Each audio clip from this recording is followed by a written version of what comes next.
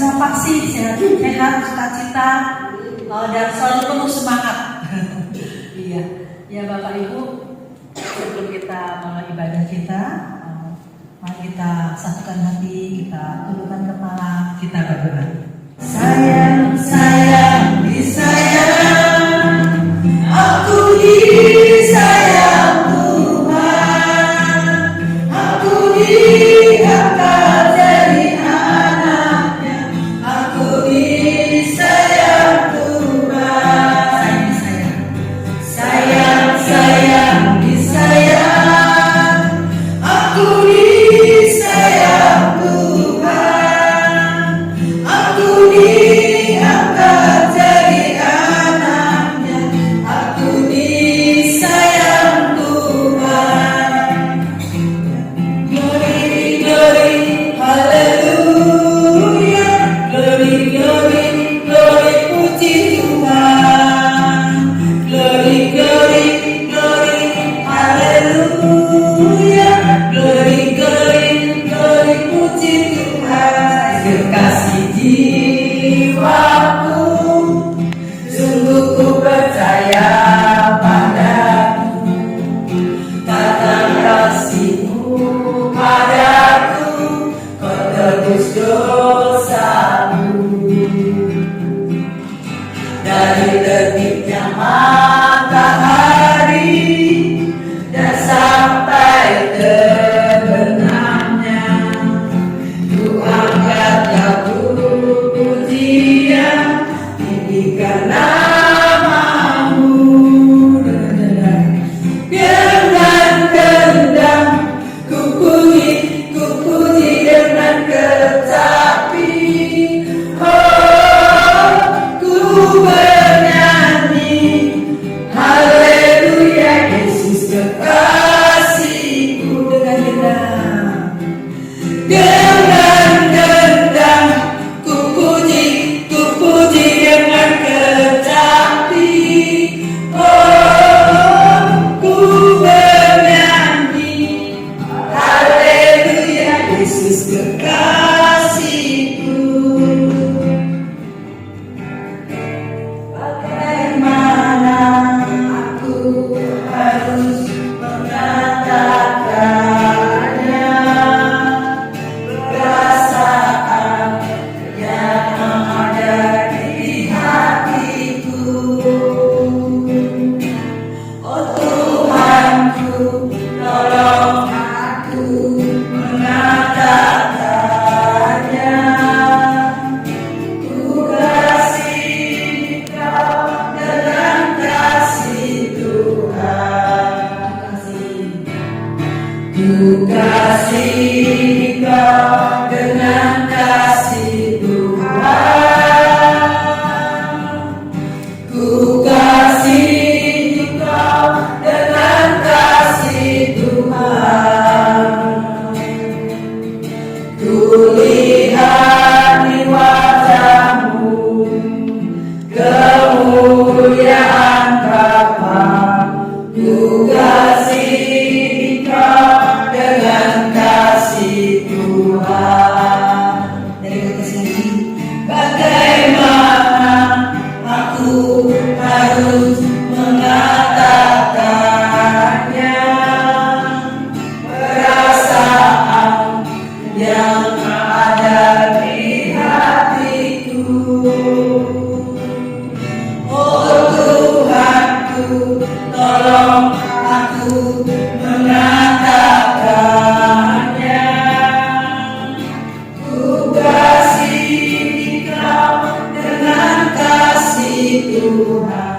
Dan pada jam 3 berserulah Yesus dengan suara nyaring, Eloi, Eloi, lama sabachthani, yang berarti Allahku, Allahku, mengapa Engkau meninggalkan aku? Mendengar itu, beberapa orang yang berdiri di situ berkata, lihatlah, ia memanggil Elia. Maka datanglah seorang dengan bunga karam, mencelupnya ke dalam anggur asam, lalu mencucukkan pada sebatang bulu dan memberikan Yesus minum serta berkata, Baiklah, kita tunggu dan melihat apakah Elia datang untuk menurunkan dia. Lalu berseru Yesus dengan suara nyaring dan menyerahkan nyawanya. Ketika itu tabir bait suci terbelah dua dari atas sampai ke bawah. Demikianlah firman Tuhan. Berbahagialah yang mendengarkan dan melaksanakan di dalam kehidupannya. Amin. Untuk nats pada pagi hari ini akan kita ambilkan pada ayat yang sama, Markus 15 ayat yang ke-38. Ketika itu bait suci terbelah dua dari atas sampai ke bawah. Dan judul untuk kita rasakan pada pagi hari ini adalah tabir bait suci terbelah dua. Saya pernah menyampaikan firman ini sebelum pandemi, jadi sudah sekitar 3 tahun yang lalu. Maka marilah kita bersama-sama kita mendengarkan kembali agar kita juga bisa menghayati apa makna tabir bait suci terbelah dua. Terbelah tabir bait suci merupakan suatu peristiwa yang menunjukkan bahwa Kristus telah membuka jalan. Membuka jalan bagi kita menuju Allah. Ayat yang kita baca tersebut ingin menyatakan terbukanya jalan ke tempat yang Maha Kudus karena penumpahan darah Kristus. Tabir bait suci memisahkan tempat yang kudus dengan tempat yang Maha Kudus. Tabir itu kalau kita biasa menamakan adalah orden, geber, aling-aling yang terbuat dari kain.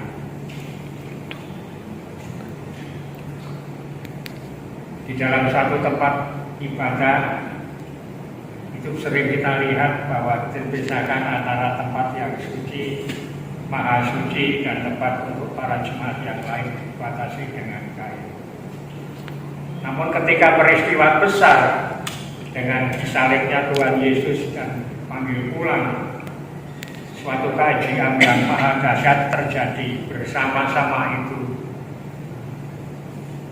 Tabir bait suci terbelah menjadi dua.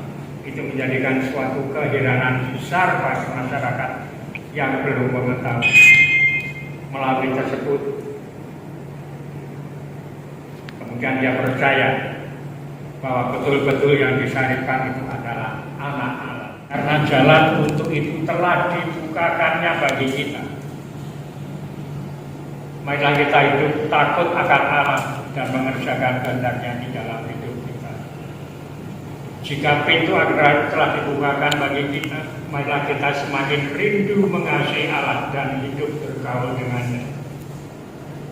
Kiranya Tuhan memampukan kita untuk berkenan di dalam hatinya melalui kehidupan kita yang taat bergaul erat dengannya.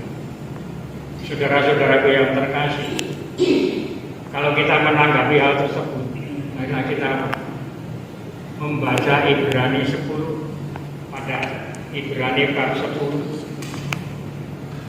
ayat 19 sampai dengan 23. Jadi saudara-saudaraku, oleh darah Yesus kita sekarang penuh keberanian dapat masuk ke dalam tempat kudus. Karena ia telah membuka jalan yang baru dan yang hidup bagi kita melalui takdir, yaitu dirinya sendiri. Dan kita mempunyai seorang imam besar sebagai kepala rumah Allah. Karena itu, marilah kita menghadap Allah dengan hati yang tulus, ikhlas, dan keyakinan iman yang teguh. Oleh karena dia telah dibersihkan dari hati nurani yang jahat, dan tubuh kita telah dibasuh dengan air yang murni. Marilah kita dengan berpegang pada pengakuan tentang pengharapan kita, sebab Ia menjanjikan setia. Jadi dengan adanya terbelahnya tabir bait suci terbelah menjadi dua, berarti kita sudah terbuka dengan mulus perhubungan kita dengan Allah. Pertumpahan darah telah menjanjikan penebusan dosa. Dalam permohonan pengampunan dosa tidak perlu kita dengan korban bakaran seperti yang difirmankan di dalam perjanjian baru. Tinggal kita bagaimana meyakini hal ini. Jalan mulus untuk menjadi rupa yang Maha Kudus terasa setia karena pencucian darah yang Maha Kudus dan air suci telah membasuh dan menghapus dosa kita. Tinggal kita bagaimana melaksanakan dan melakukan kehidupan kita di hari Paskah. Demikianlah firman Tuhan. Tuhan memberkati. Amin. Terima kasih Pak Dewa atas penyampaian firman Tuhan. Amin. Kita memberikan ucapan syukur kita kepada Tuhan atas segala berkat yang sudah Tuhan berikan. Dengan pujian bawa persembahanmu dalam rumah Tuhan.